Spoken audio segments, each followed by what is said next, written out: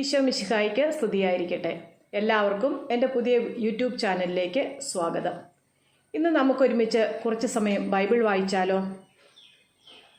ചിലപ്പോഴെങ്കിലും നമുക്ക് സമയക്കുറവ് മൂലവും അതല്ലെങ്കിൽ കാഴ്ചയ്ക്ക് പരിമിതിയുള്ളവർക്കും എല്ലാം ഒന്നുപോലെ ഉപകാരപ്രദമാകട്ടെ എന്ന് കരുതിയാണ് ഞാൻ ഈ ബൈബിൾ റീഡിംഗ് തുടങ്ങുന്നത്. ഞാനിങ്ങനെ ബൈബിൾ വായന റെക്കോർഡ് ചെയ്ത് യൂട്യൂബിലിടുന്നതിൻ്റെ എൻ്റെ പ്രചോദനം എന്താണെന്ന് വെച്ചാൽ, ഈ കഴിഞ്ഞ അവധിക്ക് ഞാൻ എൻ്റെ വീട്ടിൽ പോയി എൻ്റെ പേരൻസിനെ കാണാൻ. അപ്പം പപ്പായ്ക്ക് 86 വയസ്സും മമ്മിക്ക് 84 വയസ്സുമായി.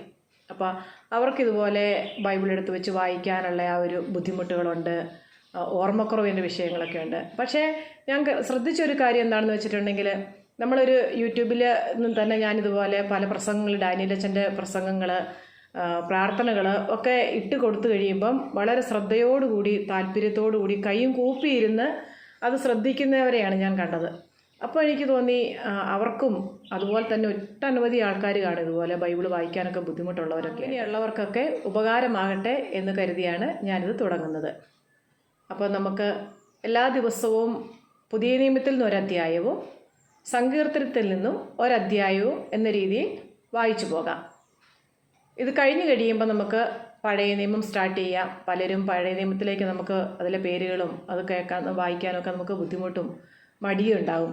അപ്പം നമ്മുടെ ലൈഫിൽ ഒരിക്കലെങ്കിലും നമ്മൾ സമ്പൂർണ്ണ ബൈബിൾ വായിച്ചിരിക്കുക എന്നുള്ളൊരു ഒരാഗ്രഹം, അതിൻ്റെ പേരിലാണ് ഞാനിത് തുടങ്ങുന്നത്. എല്ലാവരെയും ഞാൻ സ്വാഗതം ചെയ്യുകയാണ്.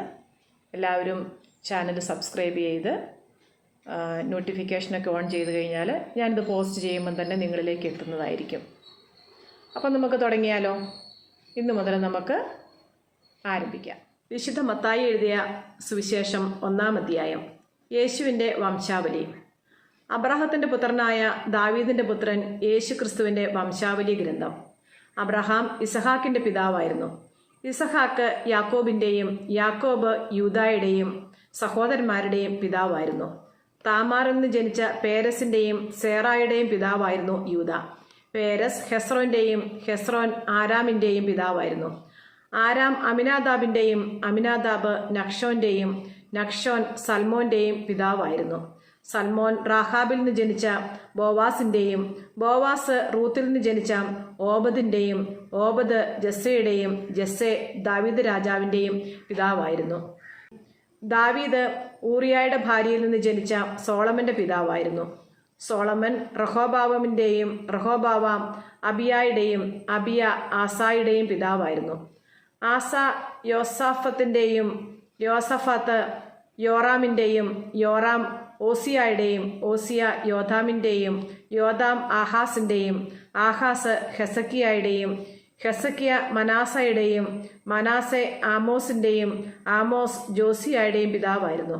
ബാബിലോൺ പ്രവാസകാലത്ത് ജനിച്ച യാക്കോണിയായുടെയും സഹോദരന്മാരുടെയും പിതാവായിരുന്നു ജോസിയ. യാക്കോണിയ ബാബിലോൺ പ്രവാസത്തിന് ശേഷം ജനിച്ച സലാത്തിയേലിൻ്റെയും സലാത്തിയേൽ സൊറോബാബേലിൻ്റെയും പിതാവായിരുന്നു. സൊറോബാബേൽ അബിയൂദിൻ്റെയും അബിയൂദ് എലിയാക്കിമിൻ്റെയും എലിയാക്കിം ആസോറിൻ്റെയും ആസോർ സാദോക്കിൻ്റെയും സാദോക്ക് അക്കീമിൻ്റെയും അക്കീം എലിയൂദിൻ്റെയും എലിയൂദ് എലയാസറിൻ്റെയും എലയാസർ മഥാൻ്റെയും മഥാൻ യാക്കോബിൻ്റെയും പിതാവായിരുന്നു. യാക്കോബ് മറിയത്തിൻ്റെ ഭർത്താവായ ജോസഫിൻ്റെ പിതാവായിരുന്നു. അവളിൽ നിന്ന് ക്രിസ്തു എന്ന് വിളിക്കപ്പെടുന്ന യേശു ജനിച്ചു. ഇങ്ങനെ അബ്രാഹാം മുതൽ ദാവീദ് വരെ 14, ദാവീദ് മുതൽ ബാബിലോൺ പ്രവാസം വരെ 14, ബാബിലോൺ പ്രവാസം മുതൽ ക്രിസ്തു വരെ 14 തലമുറകളാണ് ആകെയുള്ളത്. യേശുവിൻ്റെ ജനനം. യേശുക്രിസ്തുവിൻ്റെ ജനനം ഇപ്രകാരമായിരുന്നു. അവൻ്റെ അമ്മയായ മറിയവും ജോസഫും തമ്മിലുള്ള വിവാഹ നിശ്ചയം കഴിഞ്ഞിരിക്കെ അവർ സഹവസിക്കുന്നതിന് മുമ്പ് അവൾ പരിശുദ്ധാത്മാവിനാൽ ഗർഭിണിയായി കാണപ്പെട്ടു. അവളുടെ ഭർത്താവായ ജോസഫ് നീതിമാനാകിയാലും അവളെ അപമാനിതയാക്കാൻ ഇഷ്ടപ്പെടായികയാലും അവളെ രഹസ്യമായി ഉപേക്ഷിക്കാൻ തീരുമാനിച്ചു.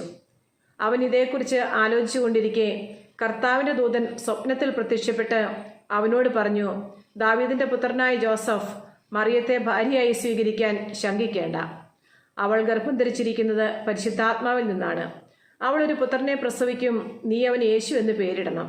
എന്തെന്നാൽ അവൻ തൻ്റെ ജനത്തെ അവരുടെ പാപങ്ങളിൽ നിന്ന് മോചിപ്പിക്കും. കന്യക ഗർഭം ധരിച്ച ഒരു പുത്രനെ പ്രസവിക്കും, ദൈവം നമ്മോടുകൂടെ എന്നർത്ഥമുള്ള എമ്മാനുവൽ എന്ന് അവൻ വിളിക്കപ്പെടും എന്ന് കർത്താവ് പ്രവാചകന്മാർ മുഖേന അരുളി ചെയ്തത് പൂർത്തിയാകാൻ വേണ്ടിയാണ് ഇതെല്ലാം സംഭവിച്ചത്. ജോസഫ് നിദ്രയിൽ നിന്നുണർന്ന് കർത്താവിൻ്റെ ദൂതൻ കൽപ്പിച്ചതുപോലെ പ്രവർത്തിച്ചു. അവൻ തൻ്റെ ഭാര്യയെ സ്വീകരിച്ചു. പുത്രനെ പ്രസവിക്കുന്നതുവരെ അവളെ അവൻ അറിഞ്ഞില്ല. അവൻ ശിശുവിന് യേശു എന്ന് പേരിട്ടു. നമ്മുടെ കർത്താവായ യേശു മിശിഹായ്ക്ക് സ്തുതി.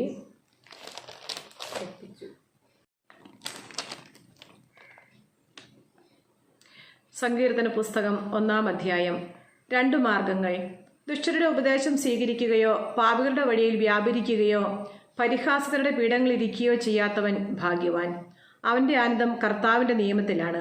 രാവും പകലും അവൻ അതിനെക്കുറിച്ച് ധ്യാനിക്കുന്നു. നീർച്ചാലിനരികെ നട്ടതും യഥാകാലം ഫലം തരുന്നതും ഇല കൊഴിയാത്തതുമായ വൃക്ഷം പോലെയാണ് അവൻ. അവൻ്റെ പ്രവൃത്തികൾ സഫലമാകുന്നു. ദുഷ്ടർ ഇങ്ങനെയല്ല, കാറ്റു പറത്തുന്ന പതിര് പോലെയാണ് അവർ. ദുഷ്ടർക്ക് ന്യായവിധിയെ നേരിടാൻ കഴിയുകയില്ല.